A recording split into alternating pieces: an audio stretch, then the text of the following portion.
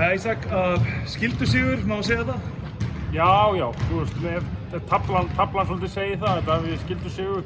En ég fyrst og fremst bara ánægður með bara, ég held við aldrei klárað svona leik jafn sterkt og líka við byrjum hann að 16-0 eða eitthvað og bara svona orka í liðinu sem ég finnst hefur kannski vantað stundum í þessum innan gæsalappa skildusigurum sko. Þannig að það var bara virkilega vel gert og það vantar leikmenn og við erum með því líka breytt sem sýndist í dag. Bara rúlum vel á 12 mönnum þátt við að vera með einhverja 4 út úr hóp sko.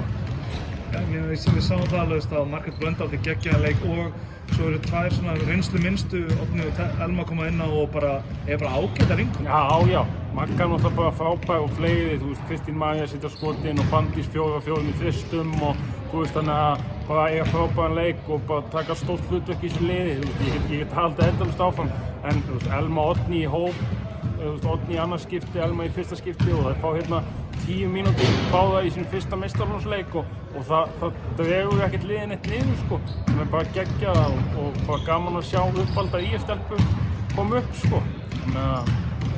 Þá er bara nokkrir leikir eftir og svo bara úrslitakeppnin. Hvernig er þetta að sjá úrslitakeppnina fyrir þér?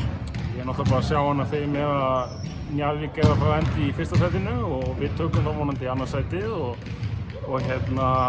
það er bara fyrirkomulagið er víst þannig að það eru 8 lið sem fá í úrslitakeppnina af 9 og Fjölnir B fær ekki þannig að það er vita hvað lið fær í úrslitakeppnina þannig að það er rauninni bara spurning hverjum við dögumst á móti en það er bara, þú veist, það er bara svolítið svo langt æfingamót fyrir úrslitakeppni. Hljómar dálítið farsakeppni einhvern veginn. Já, maður skilur ekki alveg, þetta átt að vera 4 lið svo breyttur út á COVID, maður áttar sig ekki alveg á því af hverju þetta er ekki bara eins. Fyrsta deild karla er eins og ég held að liðin sjálf að fá nú marga leiki en við tökum þessu bara og það er bara verkefni að fara í úrslitakeppnina og við ætlum að fara eins langt og liðið getur farið bara.